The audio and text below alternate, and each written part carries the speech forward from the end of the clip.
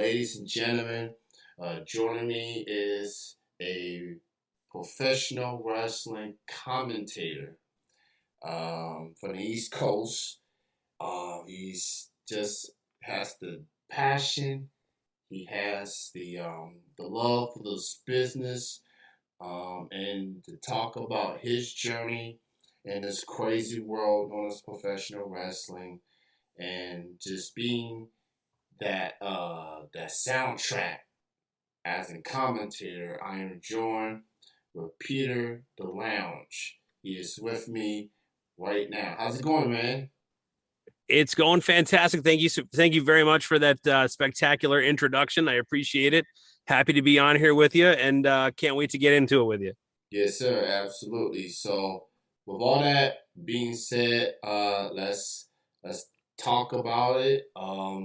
Talk about your journey as far as getting into professional wrestling and what led you into being a commentator. Sure, sure. So it was kind of a wacky journey. I started out, when I was a kid, kind of sitting at my father's feet when I was single digits, watching Saturday night's main event in the kitchen, and just loving what I was seeing. And my old man used to take me to wrestling shows when I was little, and it got integrated into my DNA. I couldn't get away from it. Loved professional wrestling. Loved the performance aspect of it. Was a theater kid in high school, and just loved the performing arts. And like a lot of people who were in the business when I was a kid, I got together with my friends who also enjoyed professional wrestling, and one of us had a big backyard, so we decided to go and act out our fantasies out in the backyard and have some matches with some fake chairs and some silly gimmick stuff, and had a good time. At the time in the 90s, there was a big expose on like 60 Minutes or whatever the news show was about the dangers of backyard wrestling when it was getting popular, and about how the kids were hurting themselves back there. But we were the group of kids that were super careful. We didn't take any risks, and we didn't do anything super dangerous. But the cool thing was we got together with a group of kids, and we used to frequent some punk DIY clubs in the Scranton Wilkes-Barre area of Pennsylvania. And when they found out we were doing this in backyards, one of the venues, Cafe Metropolis, that had punk bands play at their area all the time, asked if we would be interested in building a ring and coming and putting on a show once a month, and allowing them to use the ring as a stage for the bands when we're not putting on a show. Now, this was the late 90s, early 2000s. We weren't caring about the athletic commission and whatnot, and having a doctor there. So we decided to go ahead and do it. And we called ourselves Valley Championship Wrestling. And we put a small ad in the newspaper, and the newspaper put it in there, but they had a typo. Instead of VCW, they put in WCW. So the night of the show, there was a line wrapped around the corner of people thinking that they were coming to a small punk club to see Hulk Hogan and Ric Flair, but instead came in and saw a bunch of untrained punk kids that were just wanted to put each other through through DIY tables and use ridiculous weapons. We had to turn a ton of people away, and after we explained to them what was going on, they still came in. We had a great time, and that kind of took off from there. A short while after that, I went away to college, and my friends continued to wrestle, and a rival punk club gave the same offer, but it was a larger area. So they went to Club Home Base in Wilkes-Barre. So it continued there. And shortly thereafter, they stopped doing that for whatever reason. And while I was away at college, my friends got trained the proper way. So when I came back from college, they were all trained. They were all working up and down the East Coast already, and I had kind of missed the boat. When I came back and kind of wanted to hang out, they offered me a spot here and there. They showed me some things. They gave me some basic training, and I did a few spots here and there on shows. I got hired for interspecies wrestling. I did some comedy gimmick with the Glad Boys, the Glad Bad gimmick. But soon after, I realized that my true calling, when I was doing in-ring stuff, the majority of my work was on the microphone. I loved controlling a crowd. I loved yucking it up. I loved being a ham. And that kind of made me realize that I needed to get behind a microphone exclusively. So when an opportunity arose, I jumped at it. Mania weekend in 2019, Interspecies Wrestling was part of the Collective in New Jersey. And the owner of ISW, Michael Roch, couldn't make it. He was stuck in his hometown in Canada, couldn't make it, and he knew that I had done commentary for a few other local promotions, so he offered me the spot to do mostly solo commentary on that show. And I took it as seriously as I could possibly take an interspecies wrestling show. I did a ton of homework. I researched everything I possibly could, and I put on a performance that I could be proud of. But I really enjoyed it. I got great feedback. And once that came out and I watched the footage, I realized this was something that I wanted to do. I wanted to use my voice. I wanted to contribute to the business that I love, not through in-ring stuff that kind of gave me incredible anxiety. And quite frankly, it really wasn't my place to be. I got behind a microphone, and that's where I was most comfortable, and that's where I think that I can offer the most. And so that's kind of where it took off, and I've been enjoying it ever since. Very, very fascinating story, especially, growing up as kids. Like, we see these wrestlers, like, we just trying to figure out, man, who are these people? And trunks and tights and saying outlandish things. And next thing we wanted to be like these people.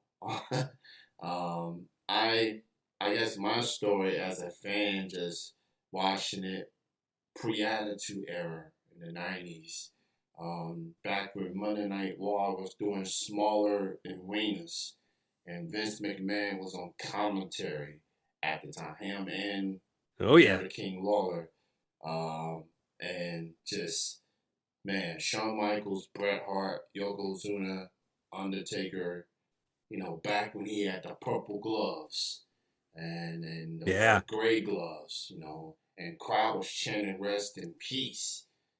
So that was wild watching his A&E bio going back to those early years. And that was a great moment too, because that was like in between the Attitude Era and like the cartoony gimmicks where it kind of didn't take itself seriously. That was where I feel that was a great opportunity for people to get involved and really get pulled into the sport with that era that you just described. An excellent time in wrestling there. Yeah, absolutely. And I mean, with Paul Heyman, like, I kind of knew he was contribute to Undertaker's career. I didn't know he'd contribute that early in his career. So you could tell he was like, man, this guy's gonna be a star. And for WCW to be like, nah, you ain't the one, and let him slip away to the rival company and say, hey, we'll make this 6'10", 326-pound dude. We'll make him to something, and they made him into something. One of the biggest stars of all time. Yeah, and like you said, let him slip away to become arguably the stalwart, the guy for decades in the competing company. It's just crazy. Yeah, so you obviously, you're a commentator. You take pride of that role. Being a storyteller, being the narrator. When these performers go out there and do battle in the ring, what's that feeling like going into these shows and you getting to be that storyteller, that narrator when these matches are happening? What's that feeling like? Well, I mean, first and foremost, I really believe that my personality comes through when I do commentary, simply because I'm being myself, who I always was when I was a kid watching. I get excited. I jump up and down. I try to exude legitimate emotion while I'm commentating and whatnot. So I kind of feel like I'm at the same time of of being that narrator, being that connection between the product and the audience, I'm also along with the audience. I'm also experiencing it along with them. I almost feel like I'm reacting to a group of my friends. I'm talking like, I can't believe it. Can you believe what you just saw? As if I'm saying this to someone in front of me, you know? So I feel like that's how I'm able to put out a good product, a good performance when I'm just being myself, being genuine and enjoying it, still being a fan. I think that's an integral part in it to succeed in any level, in any aspect of professional wrestling. You know, if you're still able to remain a fan through it, then you're able to kind of look at it with those eyes at the same time as you're looking at it with your own eyes in the part of the profession that you're in. And that combination will allow you to perform to the best of your ability, no matter where you are in any company or any promotion or any part of the business. I really think that's going to help you perform to the best of your ability, still remembering what it's like to be a fan. Yeah, just being fully engaged, and when something happens, you react kind of how a fan in the audience would react, like someone like backstabbing incident happening, and everybody's in shock, like, like, no, I can't believe that, man. How could you do such a thing? Y'all were friends. Y'all grew up with each other, and this is how you treat him. Like, man, it's just this. You know, I love commentators. I love the storytelling. I love that authenticity. You know, just being like a casual fan, just watching it, like watching it on TV or watching it in person. I remember like people like Gorilla Monsoon. I remember Bobby the Brain Heenan. I remember even Randy Savage when he was doing commentary. Like Yeah, yeah, just and just getting at the wrestler's perspective is definitely unique because they know what it's like being in between those ropes. So you know the commentator definitely plays a huge role in a yeah, wrestling show. Just because you know we want to know what they saying, we want to know what they feel, we want to hear that passion, that enthusiasm. You get some jokes here and there. You hear ha ha ha's and things like that. But you know, commentators, man, they, you know, it's like it's just they with us. That's from a fan perspective. So yeah. And I love that you brought up Savage in that relation. I really feel like he was an unsung hero in that era when they put him on the microphone because he had an injury, so he couldn't compete. So he put him behind the microphone for commentary, and he just did a spectacular job in that broadcast booth. He was able to carry his character and keep his personality going, but at the same time, not letting that outshine the action and his duty as a commentator. He just did such a spectacular job of doing what he needed to do because there's a lot of wrestlers that they try to bring in and put behind the microphone. It doesn't always work out that well. But Savage was just a perfect example of the best possible scenario where a wrestler was able to come in and translate to a commentator's position. It was just loved him behind the microphone. yeah, usually when you see wrestlers get into commentary, it's those that is either already past their prime or on the verge of passing their prime. Savage was still in his prime. He was just Yeah. injured and just had to find another way to contribute. And to his credit, he made it work. Like, you know, and to this day, man, everybody still mimic Macho Man, that voice. You know, that yeah, dig it.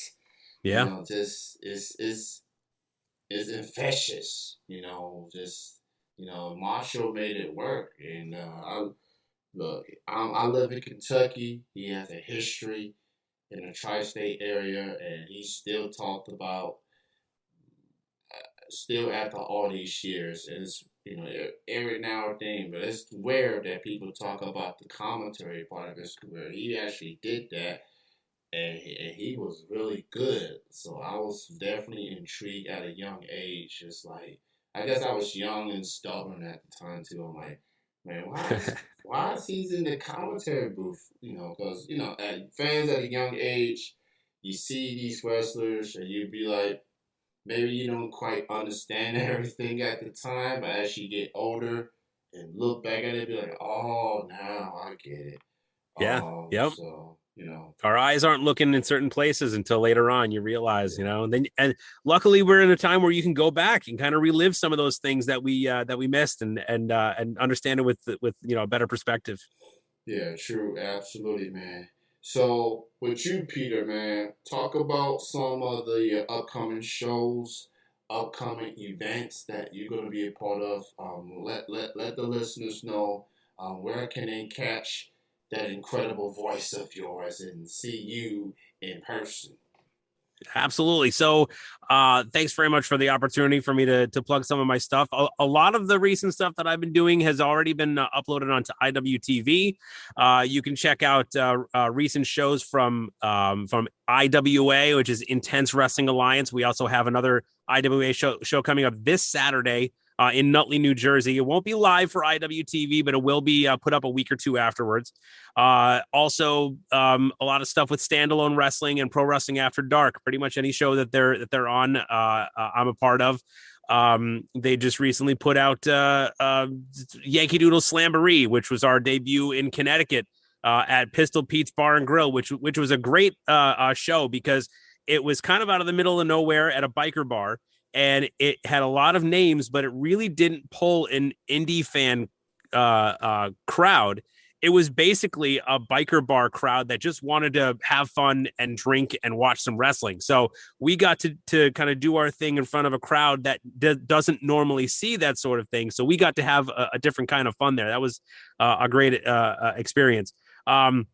Shore Star Wrestling is a brand new promotion that just started out of the Wildwood area in Rio Grande, New Jersey. Their very first show called Monsoon was just uploaded on the IWTV featuring HC Loke in the main event. And their next show is actually coming up on September 3rd called the Labor Day Classic, same place in Rio Grande, New Jersey. Their second show, great stuff. Like I said, brand new promotion in a market that really didn't have anything going on with professional wrestling for a long while. They were kind of really looking for something. We provided it for them.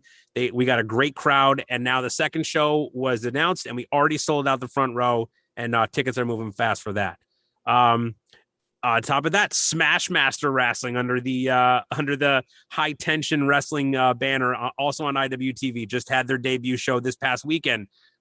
Fantastic show, community event. They got a lot of local businesses to get involved and sponsor some of the talent and whatnot. So it had a good community feel. It was at a civic center, so a lot of the community was able to come to a nice large open area, kid friendly. Love that stuff. I mean, it's just great to be able to see a good diverse crowd come in, especially with a lot of kids.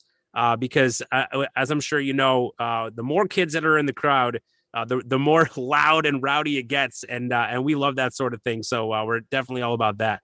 And from there, I mean, you've got more standalone wrestling coming up. You've got more Short Star, IWA as well. Interspecies wrestling coming up pretty soon. It's just I'm all over the place. It's kind of hard to to keep a grasp on at this point. Yeah, man. In other words, he is a very, very busy man. So please check out the shows that he mentioned. Check out IWTV for all the things that you have missed and upcoming events, especially if you're not able to see these shows in person. And he'll keep you posted on through his Twitter page at DE_talks. So hit the follow button on that as well. You was just talking about kids, and so I was at a wrestling show yesterday. It was at a fair, and there was a lot of kids in the crowd, and there was a heel wrestler that got them all riled up, and he cheated, found a way to win. And I honestly thought the kids was going to follow him all the way to the locker room. It was, I'm talking 6, 7, 8 year olds, not no grown ups. That was like they all came together, like 6, 8 of them, and then you got this 6'5", 250 pound dude who just won a match, and they booing him, and Like, man, I thought I've been worried for the wrestler. Even with the kids, like, who knows what these kids are capable of doing. Yeah, that's the Uh, best, man. Because you see stuff like that, you know those kids are going to remember that. They're going to go back. It's summer, but they're when they go back to school, they're going to say, "Yo, we went to a show at the fair, and this guy, we chased him, and our parents had to hold us back." And he was, making those memories are what's going to make those kids lifelong professional wrestling fans, and I love to see it.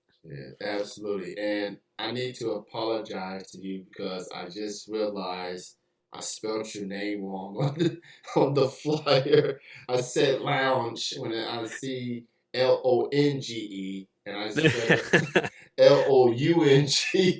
That's all right. I actually mentioned it to somebody else. I said, "Man, that's actually not bad. I kind of missed an opportunity. Maybe I should have been Peter DeLonge. That's not bad at all."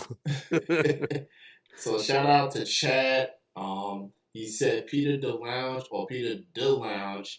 This is my top guy, and that is a shoot. So shout out to Chad. Yeah, Chad's a good dude, man. Chad had one of his guys reach out to me for a commentary gig for Pro Wrestling After Dark, and got me in. And that was my first foray with Pro Wrestling After Dark and standalone. And that kind of got me the gig with those companies under the umbrella with Chad. So yeah, he's a good dude, man. He's taking good care of me and taking me along with him wherever he goes. So here's something else I've been wanting to ask you from a commentator perspective. Obviously, we see a lot of wrestlers or those that's been around wrestling for a long time be in the booth talking and things of that nature. And then there's a guy like Pat McAfee who grew up as a fan. He was an NFL player. He was a punter. And then he became a podcaster. And next thing you know, he's in the booth with Michael Cole. He's been commentating for about a year now, actually. So yeah. and I was curious about them letting a former NFL punter get in the booth. Like he's always had the enthusiasm. He looked good at NXT with Cole, but him being on commentary booth and then seeing how he and Cole communicate with each other. Michael Cole's been doing this for over 25 years. And he's saying this is the best he's ever been, the best times he's been. Yeah, he said he revitalized his interest in it. Yeah. Yeah, so what's your take on a guy like Pat McAfee? Granted, a fan, but he didn't have a wrestling background. He came from football world. Now getting into wrestling or quote unquote sports entertainment, if you will. Came in there, got on the booth, and to revitalize the career of a guy like Michael Cole Stasher, that's saying something. Yeah. I mean, I love it. I love seeing people, first and foremost, I love seeing people succeed and do things that they love to do and be good at it. I mean, I can see where people would rather have somebody in that position that have a different background, make it more, so that they seem more, what's the word? Like they deserve to be in there, or they have a better, better understanding of it. But he's great. I mean, you'd never know. I mean, there could be a ton of people. There could be people who are doing the most random jobs right now that have nothing to do with speaking or talking to people or whatever. But they have this innate talent to talk about things that they're passionate about, and you'll never know until you give them a chance. And I feel like Pat McAfee, that was kind of it with him. That he had this talent that was untapped, and he had an opportunity to jump in there and do it, and he succeeded, and I think he's doing fantastic. I love it. I love the enthusiasm. I love when people kind of go over the top with their reactions. I'm a huge Mauro Ranallo mark. I love to see people doing it and just enjoy it, because that enjoyment will translate over to the viewer, over to the listener. Yeah. You transfer emotion in the middle of something crazy going on. If you're listening to someone and reacting to it, you're going to catch some of that. You're going to say, yeah, you're right. This is incredibly exciting. Yeah, I'm getting right in there with you. And Pat McAfee does a great job of doing that. And look, they're not going to put him in that position unless they have confidence in him, unless he's proven himself somewhere else behind the scenes. So it's not like they picked some rando off the street and said, "You go, give it a try." Not that they haven't done that before, I suppose, but I feel like they already had the confidence in McAfee and they put him in there, and he just flourished and continues to do a great job. And I love seeing him succeed. And he just signed a multi-year extension, so he's going to Nice. be there for a while. I love Good for him, man. he brings the youthful feel to it. I love how he reacts to Nakamura's theme song. And Yeah. and Michael Cole's trying to keep it together, but Yep. he's just best let McAfee be McAfee, man. That's how he got into this dance Yeah. with his enthusiasm and over the top passion. And I love Ronaldo as well. I miss him. Yeah. I miss him dearly. I hope his mental health is okay. So with that being said, man, thank you so much, Peter, for your time being on the show. We appreciate you, man. My Uh, pleasure, man. Thank you so much for having me.